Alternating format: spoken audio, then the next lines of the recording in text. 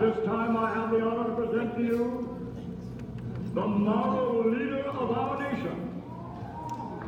I have the pleasure to present to you Dr. Martin Luther King, Jr.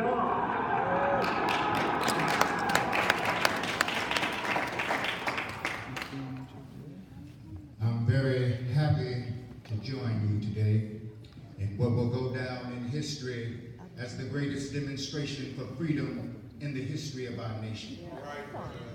50 years ago, a great American in whose symbolic shadow we stand today signed the Emancipation Proclamation. This momentous decree came as a great beacon light of hope for millions of Negro slaves who had been seared in the flames of withering injustice. It came as a joyous daybreak to end the long night of their captivity. But 100 years later, the Negro is still not free. 100 years later, the Negro is still sadly crippled by the manacles of segregation and the chains of discrimination. 100 years later, the Negro lives on a lonely island of poverty in the midst of a vast ocean of material prosperity. 100 years later, the Negro still languishes in the corners of American society and finds himself in exile in his own land. Yes, sir. So we've come here today to dramatize a shameful condition. In a sense, we have come to the nation's capital to cash a check. Yes, sir. When the architects of our republic wrote the magnificent words of the Constitution and the Declaration of Independence, they were signing a promissory note to which every American was to fall heir. This note stated that all men, yes, black men as well as white men, would be guaranteed the unalienable rights of life, liberty, and the pursuit of happiness. Amen. But it is obvious today that America has defaulted on this promissory note insofar as her citizens of color are concerned. Yes, sir. Instead of honoring this sacred obligation, America has given the Negro people a bad check. A check that has come back marked insufficient funds. But we refuse to believe that the Bank of Justice is bankrupt. We refuse to believe that there are insufficient funds in the great vaults of opportunity of this nation. So we have come to cash this check. A check that will give us up on demand the riches of freedom and the security of justice. We've also come to this hollow ground to remind America of the fierce urgency of now. It is no time to take the luxury of cooling off or by taking the tranquilizing drug of gradualism. Now is the time to make real the promises of democracy. Now is the time to rise from the dark and desolate valley of segregation to the sunlit path of racial justice. Now is the time to lift our nation from the quicksands of racial justice to the solid rock of brotherhood.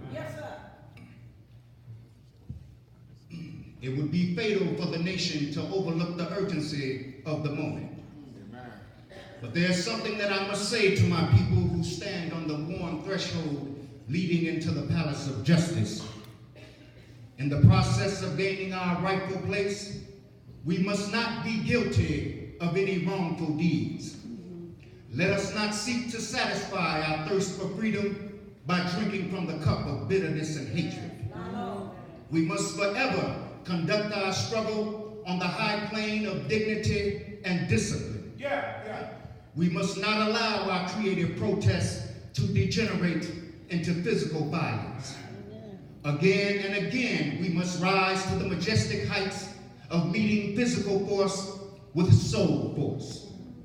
This marvelous new militancy that has engulfed the Negro community must not allow us to a distrust of all white people. For many of our white brothers, as evidenced by their presence here today, have come to realize that their destiny is tied in with our destiny. They've come to realize that their freedom is inexplicably bound to our freedom. We cannot walk alone. As we walk, we must make the pledge that we shall always march ahead. We cannot turn back. There are those asking the devotees of the civil rights, when will you be satisfied? We will never be satisfied as long as the Negro is the victim of the unspeakable horrors of police brutality. We cannot be satisfied as long as our bodies, weary from the fatigue of travel, cannot gain lodging into the hotels of the highways and the motels of the cities. We cannot be satisfied as long as the Negro's basic mobility is from a smaller ghetto to a larger one. We will never be satisfied as long as our children are stripped of their selfhood and robbed of their dignity by signs stating for whites only. We cannot be satisfied as long as a Negro in Mississippi cannot vote and a Negro in New York believes he has nothing for which to vote. No. We cannot be satisfied, and we will not be satisfied until justice rolls like waters and righteousness like a mighty stream.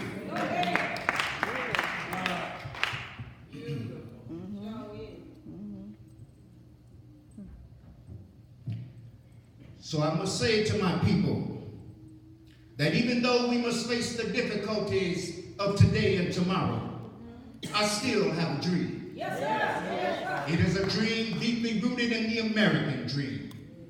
I have a dream that one day this nation will rise up and live out the true meaning of its creed. We hold these truths to be self-evident, that all men are created equal. Yes, sir. I have a dream that one day on the red hills of Georgia, the sons of former slave owners and the sons of former slaves will be able to sit down together at the table of brotherhood. Yes, sir. I have a dream that one day, even in the state of Mississippi, a state sweltering with the heat of injustice and sweltering with the heat of oppression, will one day be transformed into an oasis of freedom and justice. Yes. I have a dream that my 4 little children will one day grow up in a nation where they will not be judged by the color of their skin, but by the content of their character. I have a dream today.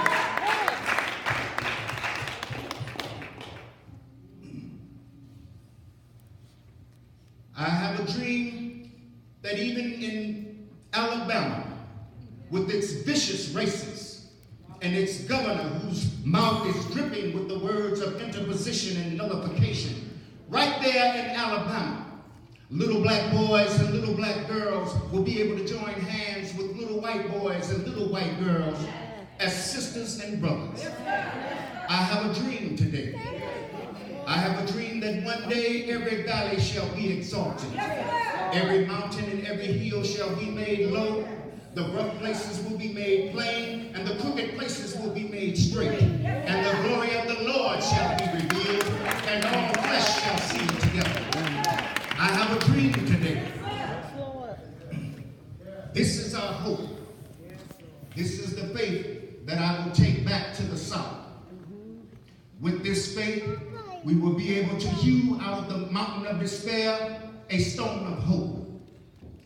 With this faith, we will be able to transform the jangling discords of our nation into a beautiful symphony of brotherhood. With this faith, we will be able to walk together, to pray together, to struggle together, to go to jail together, to stand up for freedom together, knowing that one day we will be free.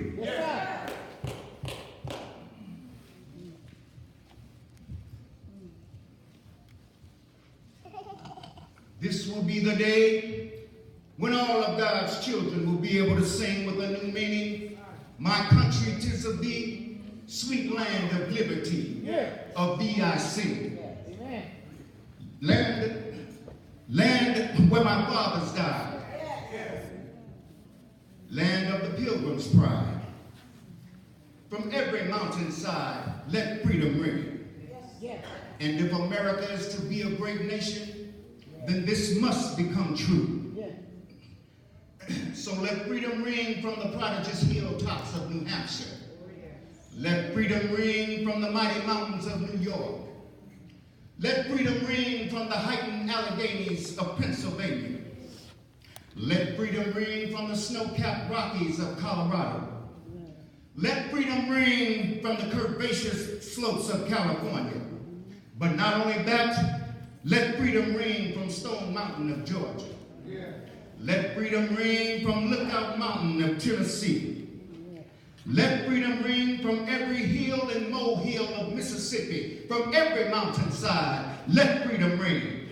And when this happens, when we allow freedom to ring, when we let it ring from every village and every hamlet, every state and from every city, we will be able to speed up that day when all of God's children, white men and black men, Jews and Gentiles, Protestants and Catholics, will be able to join hands and sing in the words of the old Negro spiritual, free at last, free at last.